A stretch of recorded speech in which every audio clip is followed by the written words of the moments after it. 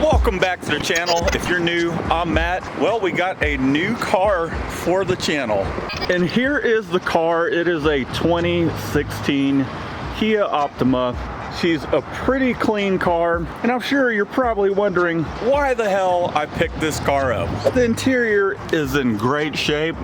She has 94,000 miles on her. The interior's really clean. The engine bay is pretty darn clean as well. But the backstory on this car is it was my niece's car. Her boyfriend got a hold of me and said, hey, it's having some engine noises. We tried to kind of troubleshoot it. Essentially, these cars have a lot of issues if they aren't taken back to Kia, reflashed, because I guess they just have a bad tune on them, and the knock sensor replaced. And it's a pretty common problem for them to have rod knock. Being a young couple, my niece and her boyfriend with a child, they decided that they were going to sell the car, and I bought it off of them for $3,000. They already had it listed up on Facebook. After they decided it wasn't worth it, I did say, hey, let's see if we can rebuild it, fix the car for you so you don't have to go and get a new car. However, they needed something a lot faster than waiting around for good old Uncle Matt to help them out.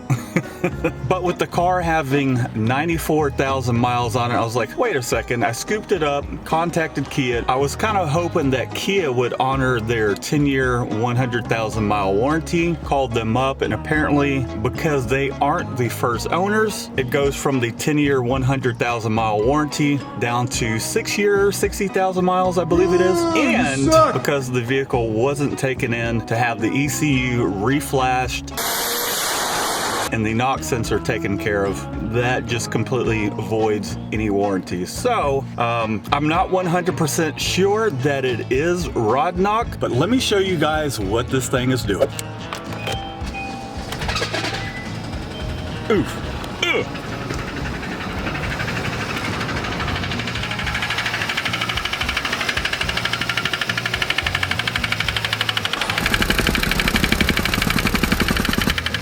Does not sound good.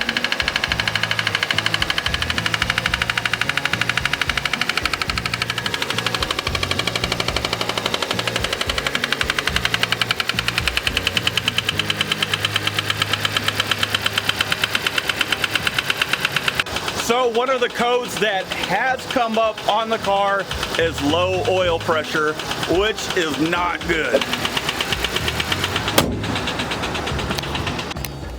Let's see if we can drive this thing around to the back of the shop. The engine does die because the ECU is trying to protect it. However, let's see if we can get it to the back of the shop. Look at that, it's got a reverse camera. We'll just let this thing idle back around to the back of the shop. AC blows really cold.